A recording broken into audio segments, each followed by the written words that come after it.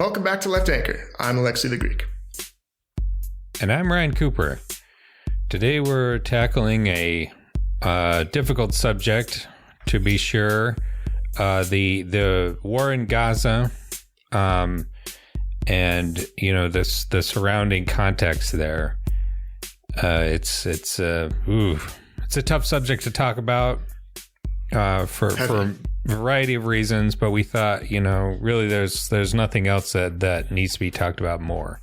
So we've got David Klion, who's a former editor at Jewish Currents and, longtime observer of, Israeli history and politics and, general knowledgeable person to work through it with us.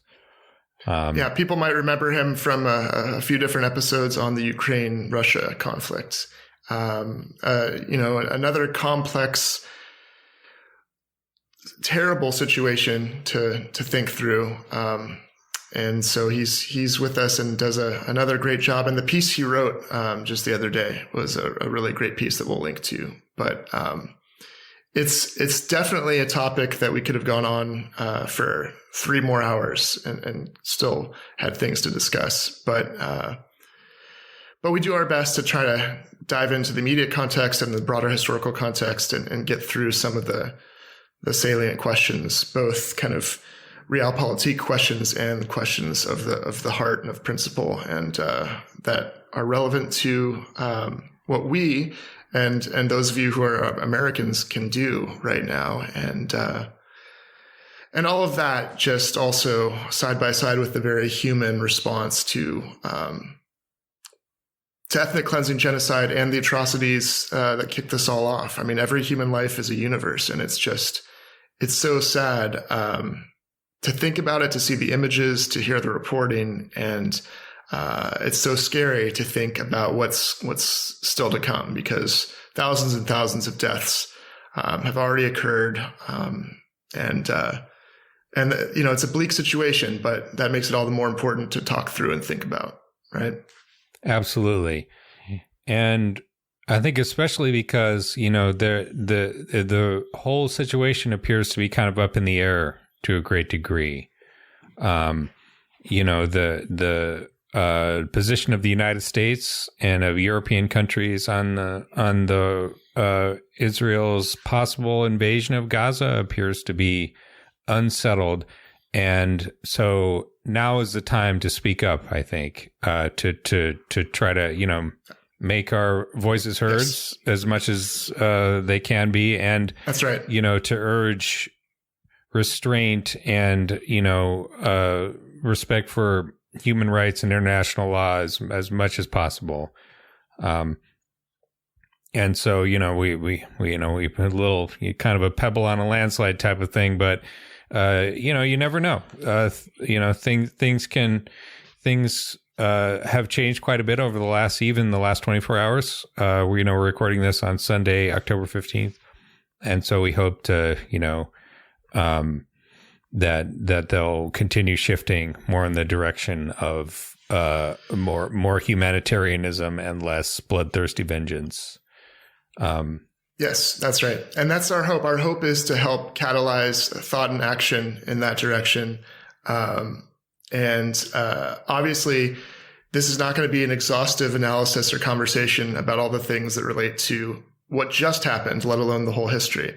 So keep that in mind. And I hope it's helpful for people to work through things and to help motivate action to save lives and to do what we need to do as human beings for a more just world with less violence. Absolutely. But before we get to the interview with David, we got a note that the podcast is sponsored by the American Prospect magazine. For $5 a month on our Patreon, leftanchor.com, you can get our bonus episodes. For $10 a month, you can get a free digital subscription to the magazine. Otherwise, rate on Apple Podcasts or elsewhere, send to your friends. or just listen. We appreciate any support whatsoever. So, yeah. Let's get to our interview with David Klion right now. Hi, David. Welcome back to the show after some time, and we much appreciate you coming to discuss a thorny topic, to be sure. I thought to sort of, to frame the discussion a little bit, we could just talk about kind of what happened a little bit, so like in broad strokes, basically it seems like, and you can correct me if I miss anything here, but it was on the 6th, so just over a week ago, that Hamas did a surprise breakout attack. From 7th, I believe. But 7th, yeah. So about a week ago, Hamas did a breakout attack from Gaza into, the surrounding bits of Israel. The IDF, the Israeli military, was totally caught off guard. And basically Hamas just massacred something like, the last figure I saw was about 1,300 people, killed mostly civilians, a number of soldiers too. It was just unimaginable carnage at a music festival, at a collective farm, and a number of other locations. Major humiliation for Prime Minister Benjamin Netanyahu, and now we have this retaliatory attack on Gaza going on. Huge bombardment, especially in Gaza City, which is in the north. Gaza, of course, if folks don't know, is very small. I saw someone posting on Blue Sky, which I think is about accurate. It's about the same size as Philadelphia, the city of Philadelphia. It's like 25-ish miles long, 5 miles wide. Really, really small location, being heavily bombed. And Israel has instituted a total blockade. At least for a while it did. We could talk about how maybe that's changing, but it was, no water, no food, no fuel getting in, and nobody allowed to leave through the Israeli checkpoints. And the Israeli government said that everyone should evacuate from north of the Gaza River, which is probably over 1 million people, saying go to the south, which is like basically impossible, to say go that many people cannot possibly move that quickly to the south of Gaza. And it's all being waged with at least initially you had a lot of just outright genocidal rhetoric from folks like the Israeli Defense Minister Yoav Gallant, who said we're fighting, quote, human animals. A lot of other very violent rhetoric coming. But so anyway, can you any comments at least on the initial situation, David, about like what happened and what this sort of means in the immediate context? Yeah, so that's all about accurate. And I think that in terms of the wider context in which it's occurred, the Gaza Strip doesn't exist as it does in as one of the most overcrowded places in the world. 2 million people in the little enclave you described, and now they're trying to squash 2 million into basically half of the enclave you described so they can bomb the other half. I mean, they already are bombing the other half, but so they can, make some basic performance of respecting civilians as a concept, which I'm sure the U.S. government is urging them to do. But, I think a lot of people, even if they understand this to basically be bad, that, the Palestinians are human beings with human rights and that the conflict is at the very least tragic, and that, a ceasefire would be good right now. I think a lot of people don't totally appreciate why Gaza exists. 2 million people crammed into this little territory. It exists because the state of Israel was founded on a series of what virtually all historians, whether they would use this exact term or not, agree is an ethnic cleansing. It was really Israeli historians a generation ago who conclusively settled this. It used to be the kind of Israeli and Zionist propaganda narrative that you would hear, like if you were me growing up in, suburban Jewish America, was that, even among relatively peace-inclined families, the story you'd hear is that pre-1967 Israel, simply existed as a Jewish democracy, left-leaning Jewish democracy under international law. It, triumphantly came into being in the 48 War of Independence. The Arab states tried to destroy it. They failed. They did again in 67, and that's when the occupation of the West Bank and Gaza begins. And after that, I think the standard kind of peacenik pro two-state solution narrative that most Democrats have espoused, says that's where the troubles really began. That's where Israel started to morally compromise itself by settling those places and not coming up with a permanent, sustainable two-state solution. I think the problem with this narrative, however well-intentioned it might seem, is that no, 48 Israel committed ethnic cleansing. It's extremely well documented. I think the numbers of Palestinians driven from their homes is something like 700,000. Israel was primarily responsible for this. There's a sort of myth that, Arab states told all these people to leave their homes, and that's why they did, and they would destroy Israel and come back. Even to whatever minimal extent that myth may have a factual basis, it doesn't really excuse anything. The UN partition plan that is the only UN resolution I think Israelis have ever cited favorably in their entire history, called for a Jewish state on significantly less land than what we now think of as Israel proper. Large Palestinian areas were seized, annexed, and ethnically cleansed in 1948 and 1949 in what Palestinians call the Nakba. So where did all those Palestinians go? A lot of them went to Jordan. Some of them went, further abroad. But an awful lot of them ended up crammed into Gaza, and nobody else wanted them. Gaza was under Egyptian occupation until the 67 war, but the Egyptians didn't want to absorb all these people, much as the Jordanians didn't want to absorb the Palestinian West Bank. And the position of, most every Arab country, most every Muslim country in the world was, that there should be a Palestinian state. And for a long time, there was no acceptance of the legitimacy of Israel, but at least in Jordan, Egypt, and, increasingly the Gulf Arab monarchies that throw money around the whole region, that's basically a moot point. Israelis like to say for a long time they don't accept our existence. That's done. In fact, on the eve of this horrific attack, Israel was very, very close to a sort of permanent, stepped up military and diplomatic alliance with Saudi Arabia and the United States. I mean, which has been, a de facto powerful regional bloc for quite a long time now, and which is united in, among other things, being very anti-Iran and Iran's satellites throughout the region, which include Hamas. So this is all just to say there is no Israel as we understand it, as the Jewish state that, came into being in 1948, without an overcrowded Palestinian refugee camp in Gaza. The two are inseparable. That's just how it's always been. And I think that people who still espouse Zionism, liberal Zionism, let's call it, have a hard time wrapping their heads around this, that where are the now 2 million Palestinians supposed to go? Israel says they can't come back.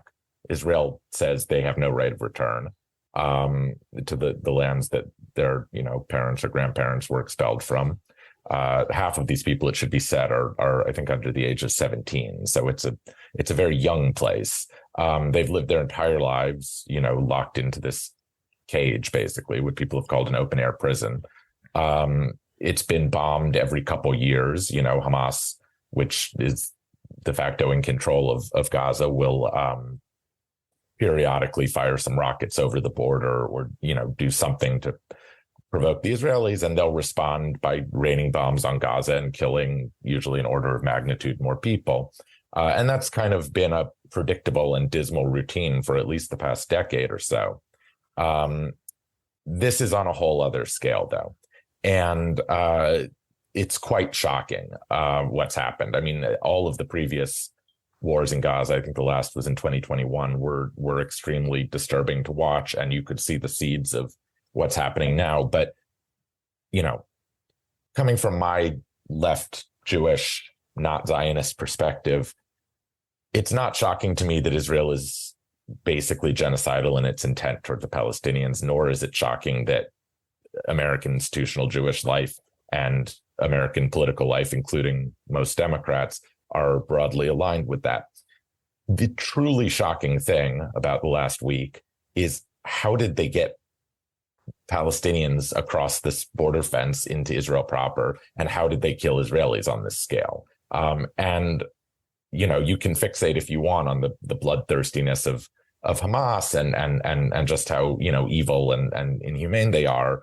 And I'm not going to fault anyone who wants to. I mean, I understand why you see some of these images, and there have been a lot of stories that have circulated that are questionable in provenance, but the stuff we know is true is plenty gruesome. And I think it's necessary to say that killing civilians is always wrong.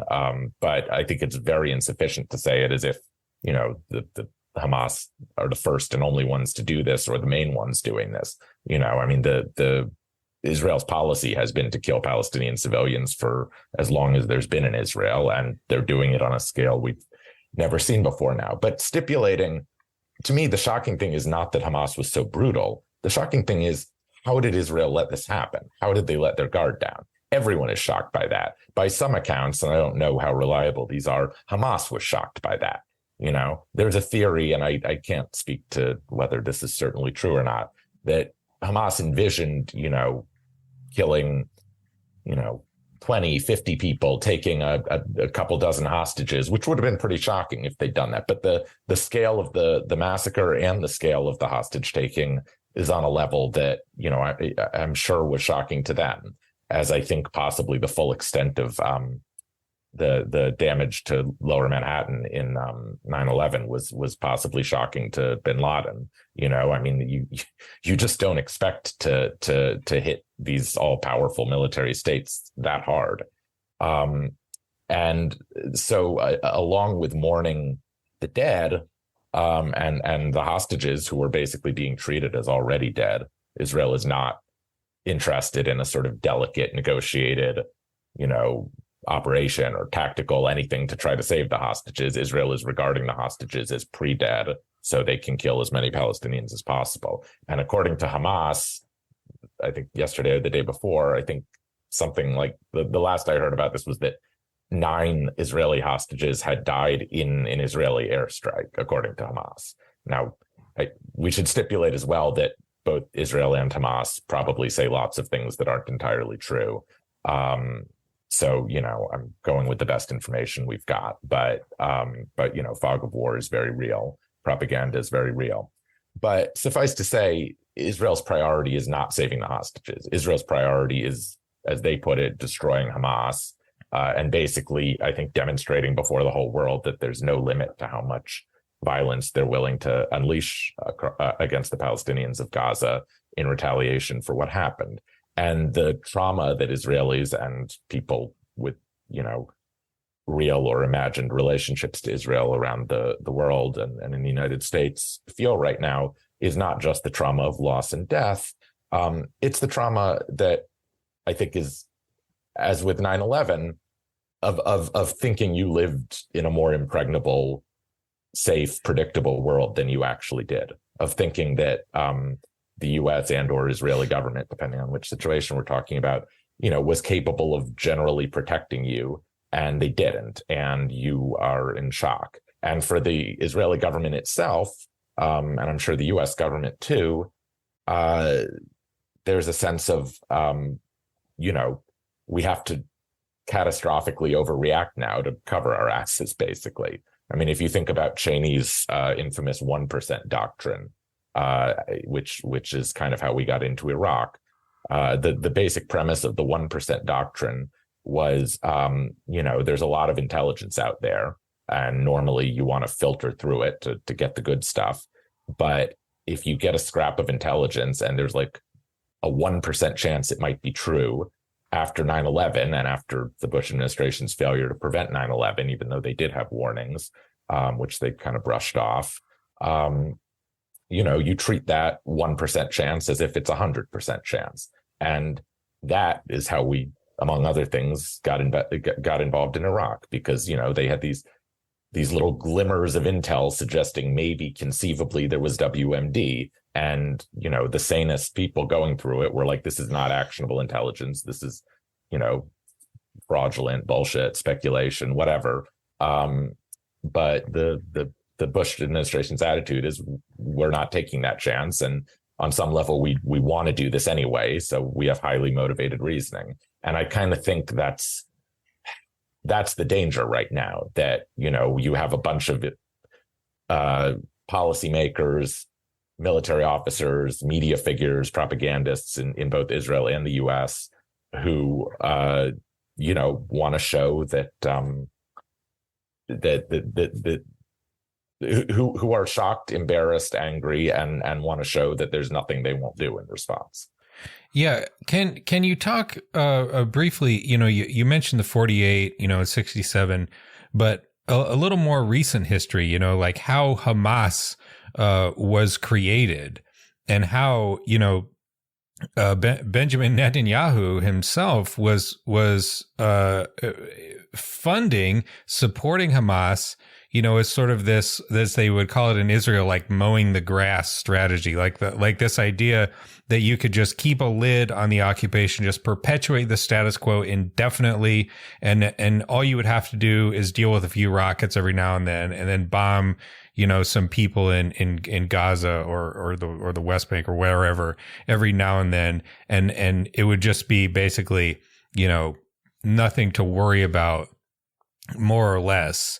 And with the explicit strategy, as I understand it, you can correct me, was that, by like propping up these Islamist groups, like Hamas and its predecessors in the 70s and the 80s, they could divide Palestinians from the PLO, the Palestinian Liberation Organization, and thereby sort of divide and conquer, basically, to prevent a united Palestinian front from emerging and demanding like a Palestinian state, a la Nelson Mandela of the African National Congress in South Africa. No, that's all broadly correct. And I should say I'm not particularly an expert on the political intricacies of Palestinian history, but to the best of my understanding, that's all broadly correct. And, the original movement to liberate Palestine that became the PLO under Yasser Arafat was basically a secular nationalist and left-wing, third world liberation movement with,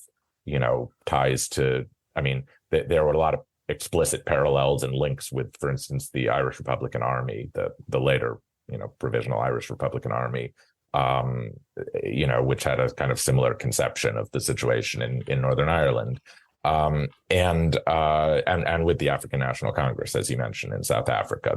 There were some very natural alignments between these groups. Hamas is a, militant Islamist group.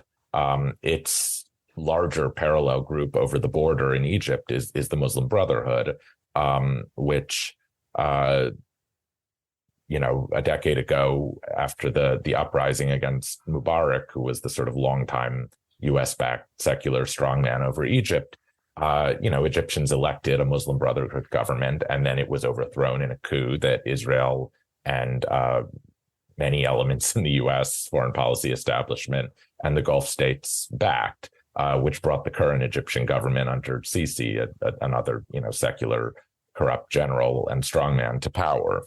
This is highly relevant because Egypt is the only country besides Israel that borders Gaza. And a lot of discussion right now centers around if the Palestinians are driven from Gaza, where do they go? The Egyptians don't want 2 million, Palestinians on their territory. They don't want, and I don't think as, humane people, we should want an actual giant refugee camp in the middle of the Sinai Desert under the, authority of General Sisi, who was a murderer. That's a bleak scenario. And driving the Palestinians into a scenario like that is ethnic cleansing, no less than, killing them all where they stand in Gaza is. And I think people have to be serious about that. Where are the Palestinians supposed to go? And I mean, the one thing Israel is absolutely certain of is they're not supposed to go to Israel ever. And I'm sure they feel that way more strongly than they ever have. But yeah, you're absolutely right. Netanyahu was quite open about a strategy of propping up Hamas, because for a long time they were seen as, a force that could divide Palestinian society. There are parallels in how the U.S. has kind of played power politics across the Middle East. And there are parallels as well with, how the U.S. backed Saudi, Wahhabist Islamist groups to prosecute the war in Afghanistan, the blowback of which, of course, was literally 9/11. So, history rhymes in a lot of ways. And I mean, one thing that is very different between the post 9/11 situation and now is that Bibi Netanyahu does not enjoy the kind of unanimous, unquestioning support of the Israeli public that George W. Bush enjoyed after 9/11. Now, both of them were divisive figures, of course. Bush, less than a year earlier, had come to power in the infamous 2000 election. But as mad as liberals were about that, and rightly so, that was basically banished from most people's memory after 9/11. And his presidency had been fairly uneventful up until 9/11, the first, 8 months of it or whatever. There was a period after 9/11. I mean, in the immediate wake, he had over 90% approval, which is unfathomable for any other president in our lifetime, Weren't there just massive protests against Bibi Netanyahu in Israel as a result of the key context here I was getting to is that going back just over a week ago to before these attacks, Bibi was already embattled and unpopular at a level that Bush certainly didn't experience in his first year in office, for reasons having very little to do with the occupation, at least in a direct sense. Netanyahu has been on and off prime minister of Israel for the last 2 decades or so.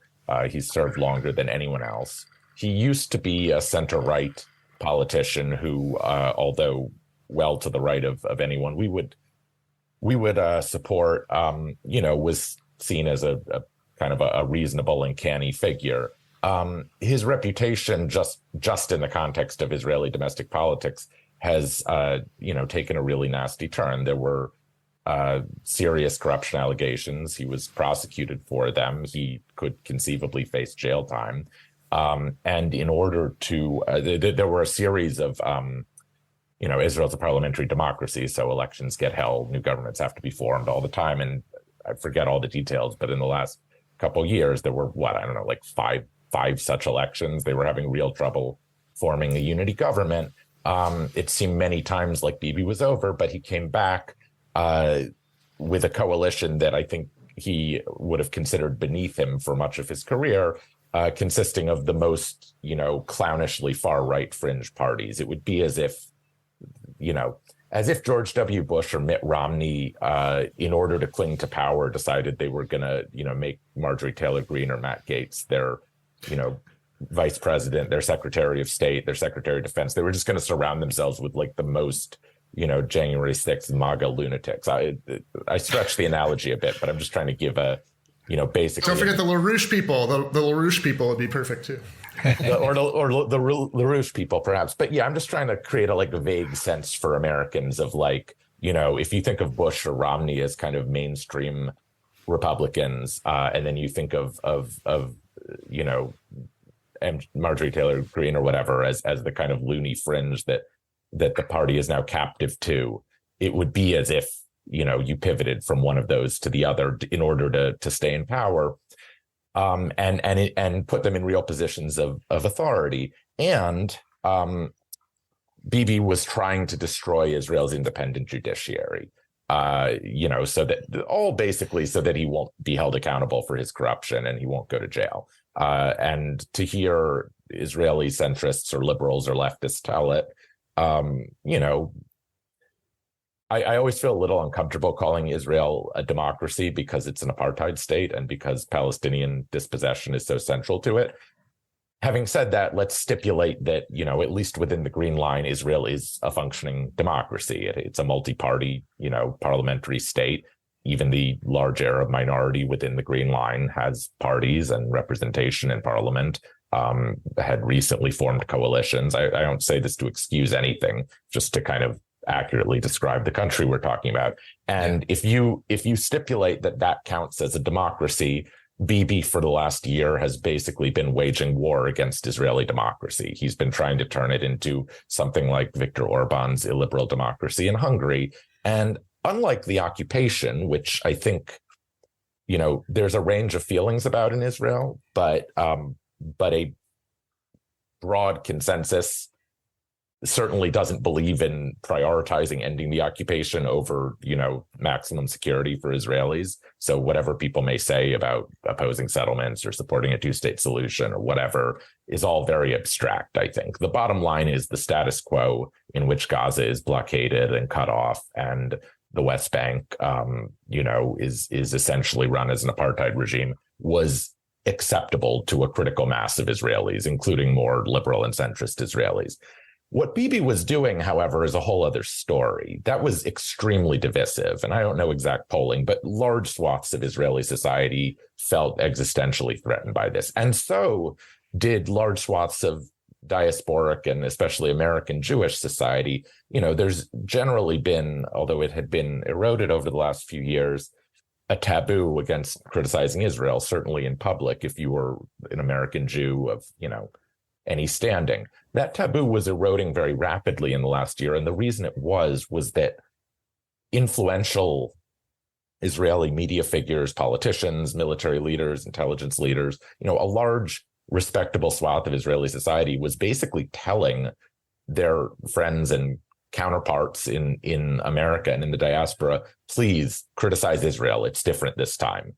And, it wasn't primarily about the occupation. It was about Bibi's corruption and his illiberalism and his, attacks on the foundations of what these people wanted Israel to be. But it was creating space where American Jews were starting to question, at least some forms of their support for Israel, and where the media conversation was opening up, and there were mass protests against Bibi. And this was the backdrop for when this attack happened. And what's been fascinating, what we can generally see in the week since is, as with post 9/11, Israeli society is united in wanting to essentially rain death on the Palestinians now, and wanting to, feel safe and secure and avenge what happened a week ago. Israeli society is not remotely united on Bibi, though. And there's, moves to create a unity government. And I can't stress enough, whoever ends up being the prime minister, whether it's, Benny Gantz or Yair Lapid or Bibi or anyone else, it's going to be very bad for the Palestinians. But yeah, Bibi is embattled, and it does threaten his freedom of action in some ways. I'm sure he has to consider, for instance, is it a good idea to launch the ground invasion that, Israel is calling up reserves to potentially do? Because there's a very good chance it will be a quagmire and many Israelis will die horrible deaths. And, politically, is that really something that Bibi wants to deal with right now? I think that for the longest time, but, the anger at Bibi now is not just over what it was a week ago, the corruption, the judicial reform and all that. It's newfound raging anger over his failure to protect Israelis. And one plausible argument one can make is, why was Israel undefended in the South? Because Bibi's, top far-right ministers, Smotrich and Ben-Gvir, who are openly genocidal, settlers, were prioritizing the security of the settlements in the West Bank, and were deploying more and more IDF units there. So, whether or not you care about the human rights of the Palestinians in the West Bank or Gaza, there's certainly an argument that putting these extremist settlers in the positions of, real authority over Israeli security that Bibi did for his own cynical political reasons has led to mass death for Israelis. And I think many Israelis are clear on that. in a way that, even 2 decades after 9/11, I feel like it's still relatively hard to say. Well, there's the conspiracy people who think Bush did 9/11 or whatever. And there was the kind of incredible moment in the 2016 Republican primaries when, Jeb Bush said on a stage that his brother had kept America safe. And Trump said, well, no, he didn't. What about 9/11? And people applauded Trump, and the mainstream media was like, how dare he say that? And Jeb was clearly shocked because for, 15 years, the Bushes basically expected no one to say that. And you got to hand it to Trump in this case. He said an unsayable and basically true thing. And I think it opened the debate a little. But even after that, I don't feel like Americans by and large see 9/11 primarily in terms of Bush's security failure. Whereas that is the immediate debate that's being held in Israel right now. And not just, as I should say, to your original question, also because, Bibi basically thought that this status quo of Hamas running Gaza and periodically doing these quote unquote, mowing the grass campaigns against them was a sustainable way to keep Israelis safe. And of course, that strategy is now totally discredited. So there's a lot of anger about that too, I think. Can we talk for a minute about the international context? Right after the attack, I think we saw basically lockstep support for Israel from the United States, from the EU, like most of the EU governments, most mainstream publications in the US and out of it. And it seemed like, a kind of 9/11 style, the post 9/11 style of just like building for this sort of like bloodthirsty backlash. But it really does seem to me that has really faded away quite quickly, even over the last like couple of days. You look at like the Washington Post or New York Times or Financial Times, or the coverage in Israel, and there's a lot of hesitation about doing, especially what you're talking about, David, a ground invasion, which could be very a terrible, house by house street fighting. Like you think about what, like the United States in Mosul, the Battle of Fallujah in 2004, like that was grim, and a lot of people died.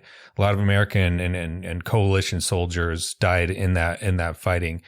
And, the idea, I think the initial impulse was like, we're just going to solve this once and for all. We're going to clean out Gaza. We're going to get rid of the Palestinians. It's not going to be our problem anymore. And now the international consequences of that are starting to sort of like come home, and people are starting to like step back slightly.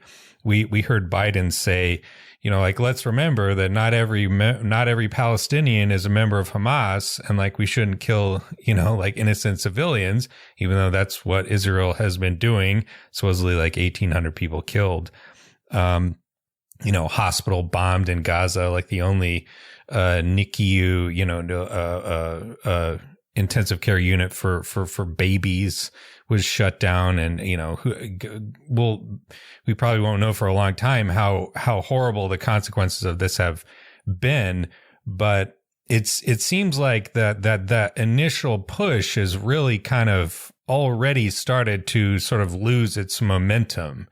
And, how do you see the international context here in terms of the support, United States being historically for the last, 20, 30 years, the basically no questions asked backer of Israel, and, the rest of, its allies throughout Europe and elsewhere in terms of how they're, thinking about this campaign and how it might go.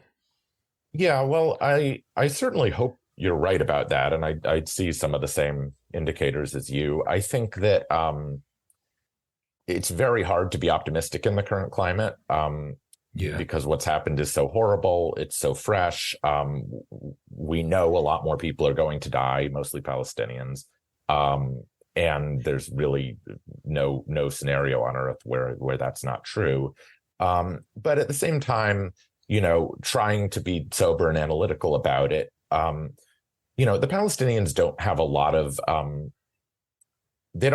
of global leverage. They don't, there are people around the global left and the so-called Arab Street, if people still use that term, who care about the Palestinians, but, they don't really have a lot of governments that have their back. And certainly not like Israel does. They don't have the money on their side. They don't have the military might on their side. But it's easy to, see that and catastrophize and think, well, under the current circumstances, with the current rhetoric coming out of Israel and its supporters around the world, we're going to see a genocide. And I do think that there is genocidal intent, and we're going to see steps in that direction and worse carnage than we've seen in previous campaigns. But we live in a dynamic world where there are reactions and where actions have equal and opposite reactions, and where national interests of various states do come into play. And when you think about the actual interest of basically every concerned state, perhaps including Israel itself, but certainly Egypt, Jordan, the Gulf states, the US, all Western European countries, all of them have an interest in getting this back to normal as quickly as they possibly can. Whether that's realistic or not, we'll see. But, and Israel has to be responsive to that on some level. The international context, as I said earlier, was that Israel, Saudi Arabia, and the US were about to, form a major defense pact, which, by the way, was the Biden administration following through on a Jared Kushner initiated plan, which is wild when you think about it. But it was going to happen. One theory of why did this happen now, which is contested, but is circulating, is that, the goal of Hamas and Hamas's sponsors in Iran, perfectly rational from Iran's point of view, was to stop that from happening and to sort of drive a wedge between Israel and Saudi Arabia. It remains to be seen whether that has happened. But it's hard to imagine there's any other country in the world besides Israel that actually wants to see Israel commit a full-scale genocide right now. And not because everyone is so humane, but because the consequences will be incredibly destabilizing. Jordan, a large percentage of which is, in fact, multi-generational Palestinian refugees from the original Nakba. The Jordanian monarchy, which is backed by the CIA and MI6 and so on, doesn't want to see mass demonstrations in the streets of Amman, which would be incredibly destabilizing. Egypt doesn't want another, Tahrir Square Arab revolution on its hands. That's probably the core concern of the Sisi government, is not letting anything like that happen. They also don't want 2 million Palestinian refugees. The U.S. doesn't want, the world media covering that and those people dying in the desert. Western European countries obviously don't want to take more refugees from the Muslim world, and no one wants optics of, people drowning in the Mediterranean every day trying to get to Italy or Greece. The Gulf monarchies may be brutal totalitarian states, and they may hate Iran above all and want, in alignment with Israel to help contain Iran, but they have publics they're responsible to as well, even in limited ways, and they don't want to see 2 million Palestinians massacred. So, Israel, I think what I want to believe is that, and then, not to flatter the Biden administration, whose at least public facing actions have been pretty appalling so far, or Democrats writ large, the, left fringe of the party generally accepted. But, I don't think Jake Sullivan wants to see any of that happen either, whether for stability's sake or, because on some level he's a liberal and understands that he shouldn't go down in history as the author of a literal genocide. I assume, I know he's close with Ben Rhodes, or has been in the past. Ben Rhodes is out of government, and Ben Rhodes' position publicly is this would be a horrible thing to happen. And I'm sure many other progressive commentators basically hold that view as well. And the left flank of the party is starting to say things like that, AOC and Bernie and, Rashida Tlaib and so on. So I think, protests will happen. I think the emotional register of the past week for Jews around the world and, has been, and for the American government that generally sympathizes with them is has been, one of shock and horror and mourning, and the worst day of, Jews being killed since the Holocaust, which is, with all the other context, still, when you think about it for a second, a pretty shocking thing that you can see why a lot of people who aren't steeped in all this geopolitical context find that very traumatizing and hard to sit with. And so, that's been the emotional register of the last week. But you imagine a week from now, 2 weeks from now, 3 weeks from now, the story, and it's going to be the biggest story in the world, is going to be about Israel just mass murdering Palestinians. And I think the political pressures that will create in both the Middle East and the West, I hope, this is me being as optimistic as possible. It's still a very bleak scenario.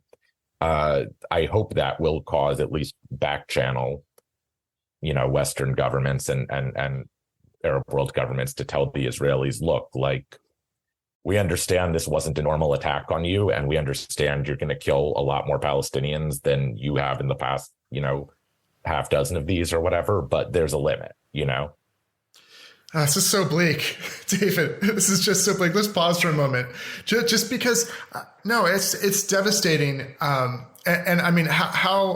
How sad and pathetic that these are our leaders in this powerful country that's funding Israel's arms and has so much influence if it wanted to use it, that it can't even.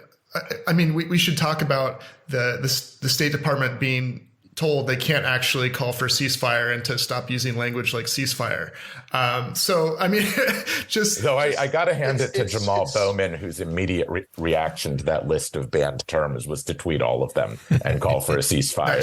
Nice. And it's parodic. Yeah. It's like, I can't imagine anyone involved in that policy, like as soon as it came out, was like, oh yeah, this makes us look great. This is a clear success, what we're doing right now. I think a lot of the Biden administration and probably Netanyahu's government right now are in a certain amount of disarray. They're panicky, which to attribute some strategic logic to Hamas is probably what they were going for. Let's freak them out. Let's get them off balance. I'm sure it factored into Hamas's considerations that Bibi was already so embattled domestically. You have to attribute some, it's a lot of the rhetoric on all sides turns everyone into just, inhuman monsters, animals, as they said.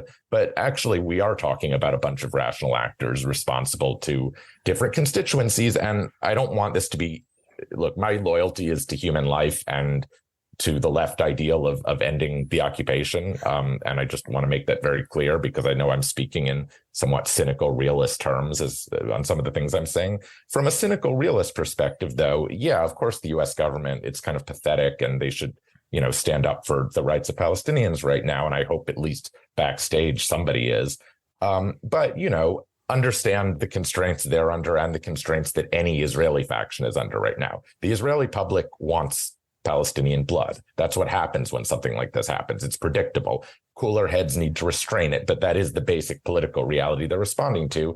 And the U.S. government, is accountable to a public that generally sympathizes with, and I'm not just talking about Jews or even evangelicals. Right. I think most Americans broadly see the Israelis as, people like us on some level, and the Palestinians as dehumanized. And they're racist, David, is what you're saying. Basically, they're racist. But, fundamentally, they're racist. But these are just the political conditions everyone is operating under. It shouldn't surprise us that the basic position. It shouldn't surprise us because it's consistent U.S. policy for decades. Right. That the basic position of the Biden administration is we stand with Israel. What we should fight for, hope for, protest for, advocate for in our writing and our podcasts is a ceasefire.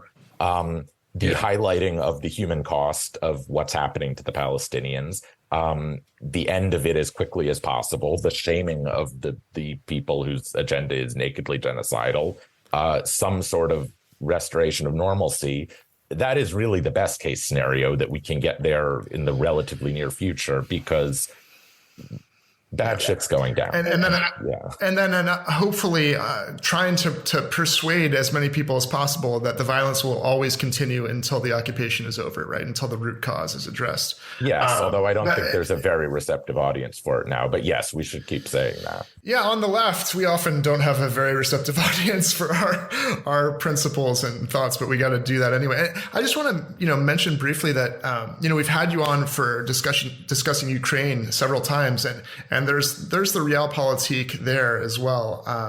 But like that situation, this situation might have a complex history and complex geopolitical maneuvering and a lot of things that we don't know what's going to happen. But I think in both cases, as leftists, the kind of normative and moral analysis isn't that complicated, actually. And it's interesting to think about in the context of the left, because a lot of leftists gave us shit for being on the side of the Ukrainians, who, interestingly, I think are in the asymmetrical position of taking on a bigger power that is committing, war crimes against them and is, threatening their ability to be self-determining democratic people.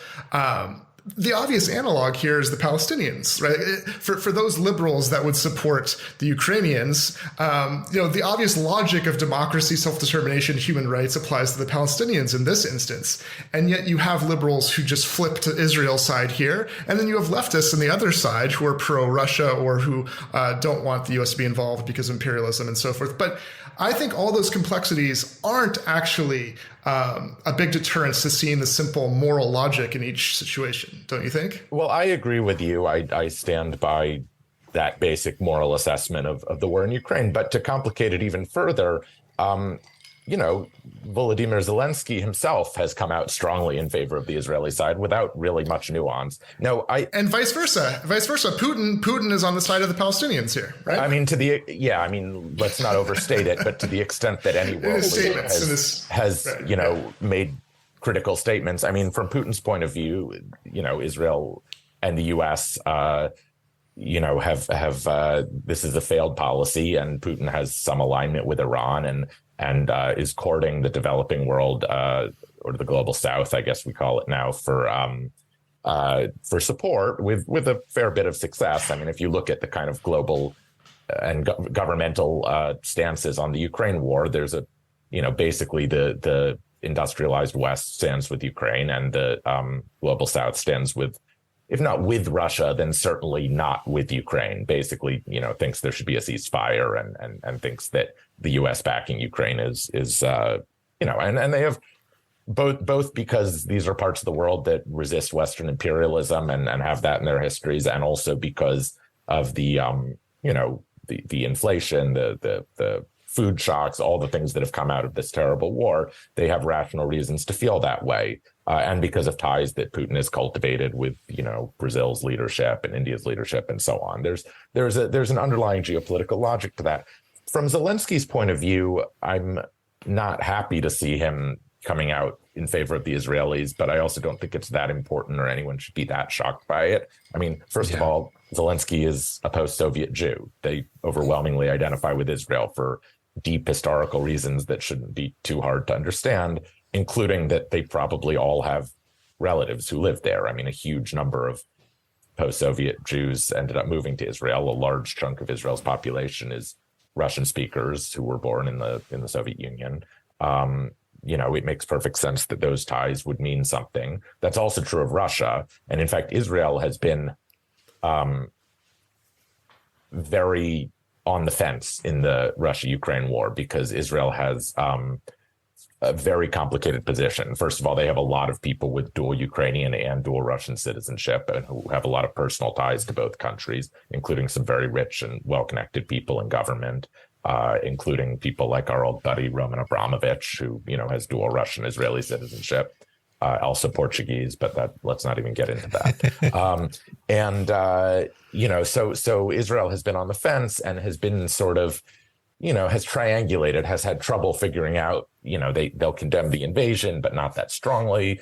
They obviously want to be on the side of the U.S. and the Western states that back them, but they also don't want to piss off Russia too much, in part because, they have a sort of tacit arrangement with Russia, which controls the airspace over Syria, where Russia lets them, bomb certain targets in Syria periodically, and they don't want to upset that.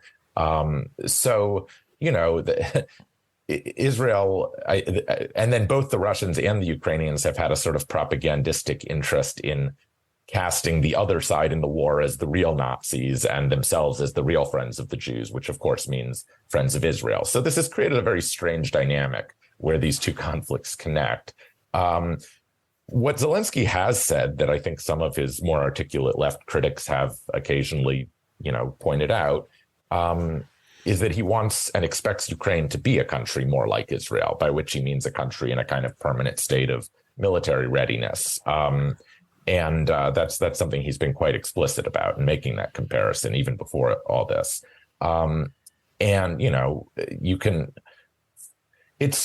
There's like the level in which you're absolutely right, Alexius, that this is a situation where the basic principle to defend is international law, sovereign borders, don't invade countries, commit war crimes, and try to annex territory. I mean, I think those should all be bedrock views of anyone on the left, and they should lead ultimately to sympathizing with the Ukrainians and with the Palestinians, regardless of any specific grievances one might have with either society or government. No one is saying that Hamas is perfect, and no one is saying not that it's a perfect analogy, but the Azov battalion is perfect either. But I think on the principle of bedrock sovereignty, we can, know where we stand.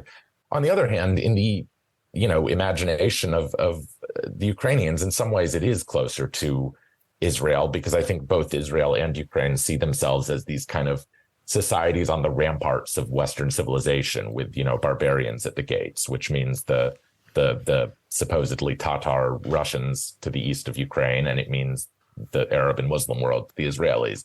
And they see themselves as like, we fight them here, so you don't have to fight them in Europe, Western Europe or America. And, that's horrible, fundamentally racist rhetoric in both cases, which is just to say, nothing is ever quite as simple as we want it to be. Yeah, I was recently in Finland, which has joined NATO as a result of the Russian invasion of Ukraine. And, a thing about Finland being neutral for many years is that it was armed to the teeth, that they had conscription, a very large military, relative to their quite small population, of course. And we're just like they'd built all these bunkers and all of these, like anti-tank defenses and stuff like that. And then the reason was that, Finland was a Russian colony for like a century, over a century, I believe, and then was invaded by the Soviets in the Winter War. And, that prompted the Finns to fight on the side of the Nazis in World War II. But then later, to serve as a sort of like neutral location later, where they, negotiated the Helsinki Accords, between, the Soviets and the West, basically as a sort of like, third party that anyone could accept. But, anyway, you see now where like this sort of like thinking comes from, and people, when they're faced with this sort of, very credible threat of aggression, tend to hunker down and become more militaristic and aggressive and less, accepting of, compromise and seeing the other guy's point of view, that sort of thing.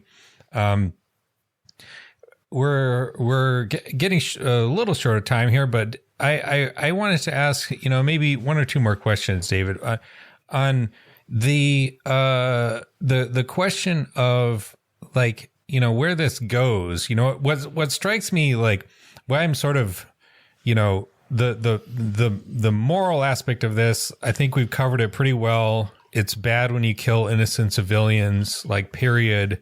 Doesn't matter who they are. There's never any justification for it. And I would point out, by the way, that there's an important difference between the Ukraine war and Hamas, that Ukraine is fighting by and large the Russian military, whereas like Hamas was like just attacking like a music festival. And like, that's I think like an important distinction to make. But, when you move to a sort of like realpolitik, a sort of cold-blooded kind of Machiavellian view of this thing, it just jumps out to me that this whole terrible atrocity and Israel's bad security situation, it's all rooted in the occupation in so many ways, in the way that, Gaza being an open air prison fuels support for Hamas because it's so unfair and so desperate. And then how Netanyahu has propped up Hamas with money and jobs and supplies and stuff because that's a way to split the Palestinians. And then how his dependence on these super extreme right-wing settler parties means that he's, the government sending the troops over to these, to protect these settlers, which have been doing basically what are like pogroms in the West Bank, just like wilding out and shooting, and killing Palestinians in the West Bank. Which, let me say, I'm really glad you brought that up, because I feel like it says so much about the basic media failures and the basic, inequalities and how this is all understood in the West.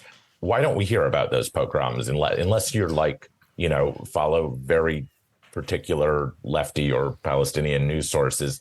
You're very unlikely to, certainly not to get the kind of saturation cable coverage that what just happened did. Now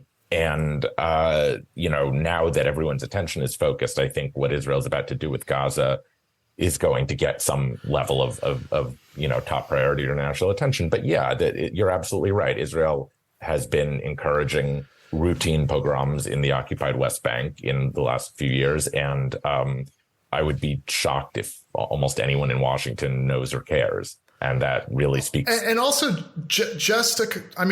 light of what happened with the Hamas attack, Israel gave a bunch of weapons to settlers to go do vigilante justice, just to kill a bunch of Palestinians in the West Bank. And that's been kind of lost in the news cycle because of what's happening in Gaza as well. But that fits with the kind of mentality that's been ongoing there, right?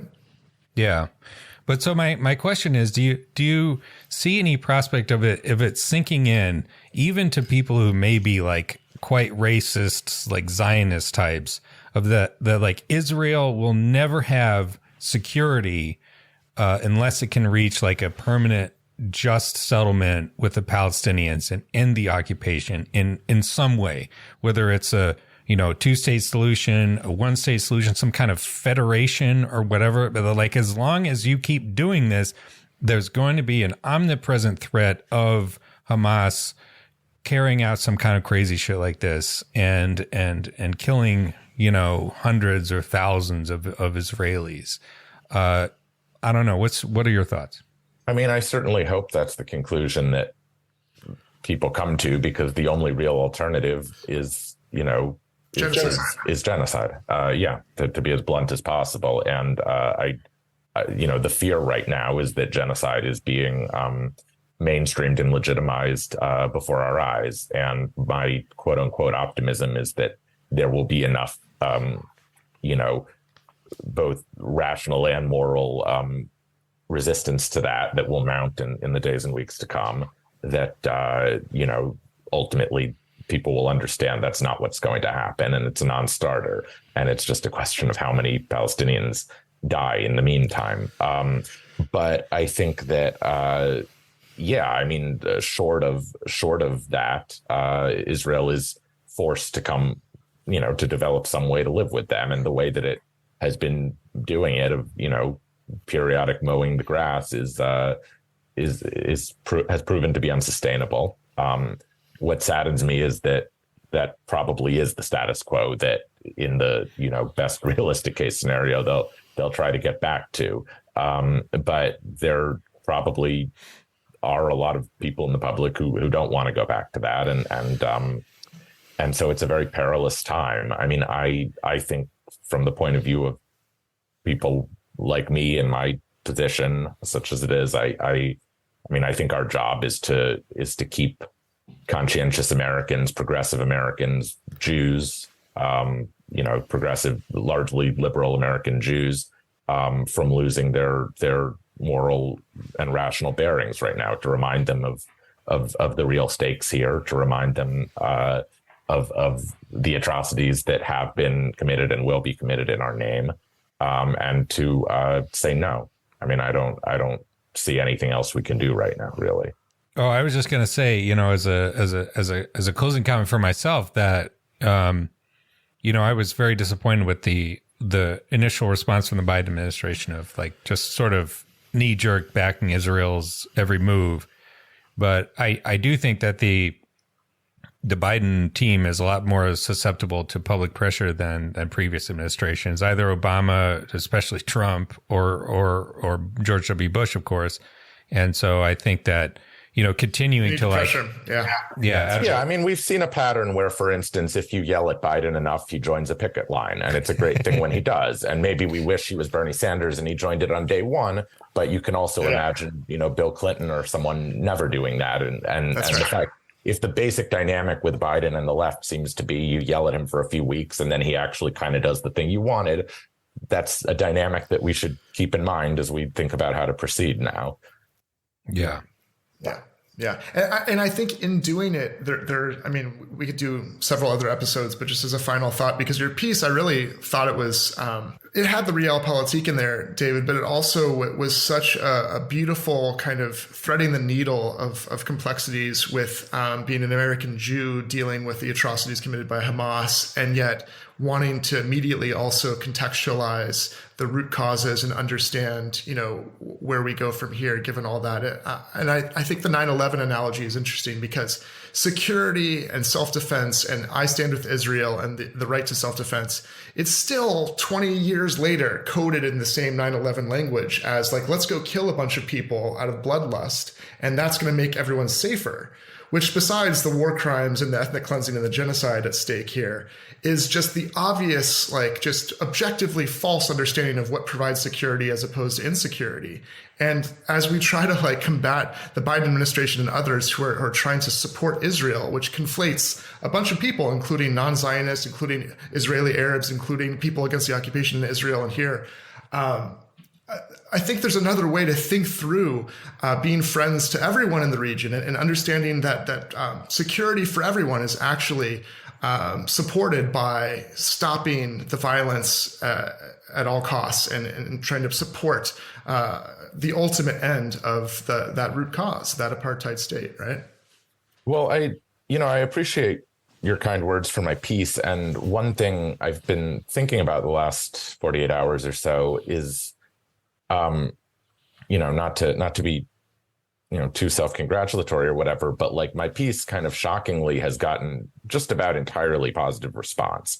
And I think about what it would have meant, in the piece, I don't in any way want to compare myself to Susan Sontag. I'm no Susan Sontag, but in the piece I talk about, as my friend Spencer Ackerman does in his book, Reign of Terror, how Sontag was one of the voices of sanity and reason in the wake of 9/11, and she was pilloried for it. And it took, years after her death for her reputation to recover. And Spencer wrote a Substack post, or not Substack, but, newsletter post the other day, basically saying, if this is the new 9/11, like, be Susan Sontag. So in the spirit of being Susan Sontag, I'm struck. Actually, my piece has been very well received. Now, it was pitched at basically a wide swath of the left, from, let's say the radically anti-colonial wing who might have celebrated the initial Hamas incursion, to people who were appalled by that and think that, and feel alienated from the left as a result. And and everyone in between. And I was sort of pitching something that I hoped people across that spectrum would understand. I don't expect to persuade the right, obviously. But I think I succeeded in that. And I think one thing to be relatively optimistic about, even though it feels like there's a lot of backsliding from progress that had maybe been made, and there's a lot of internal divisions on the left over what's happened in the last week, still in analogizing this to 9/11, I think there is a much, much more robust intellectual and activist left now than there was in 2001. I think that generational project makes a difference. I think that there are things that are sayable in the past week, at least in certain contexts, that were a lot harder to say. And I think my piece and the reaction to it testifies to that, as to other very good pieces I've read in the last week. And I also think that we have 9/11 as precedent. in a way that you'd be sort of hard pressed for most Americans to name what the previous equivalent was at the time. We have in fact seen how this plays out. We have, many of us anyway, internalized, the provocative title of my piece, but it is phrased as a question, is, have we learned nothing since 9/11? Well, I think a lot of people have learned nothing or have forgotten what they've learned, but I think a lot of people haven't. A lot of people actually, have had some time to, including myself, to process things we were naive or misguided about in the wake of 9/11, and to, learn more about the world and about the U.S. and the Muslim world and Israel and what does and doesn't make sense in foreign policy. And I think that those voices have more ability to be heard now than they did then, and will be heard sooner and louder. So in that sense, I hope that we can avoid catastrophe on that scale. But I don't think that's something to be complacent about at all. I think things are quite bad right now. Well, I think we can probably leave it there. David Klion, thanks for coming on the show. We will link to your article and a few others in the show notes. But much appreciated. Thanks for having me on. I hope we should do this sometime when things are a little bit less apocalyptic. Wrong. Yeah, that's right. Agreed. That'd be great. It's a date. Yeah. Looking forward to it. Talk to you soon. Thanks for listening, everybody. We'll see you in the next episode.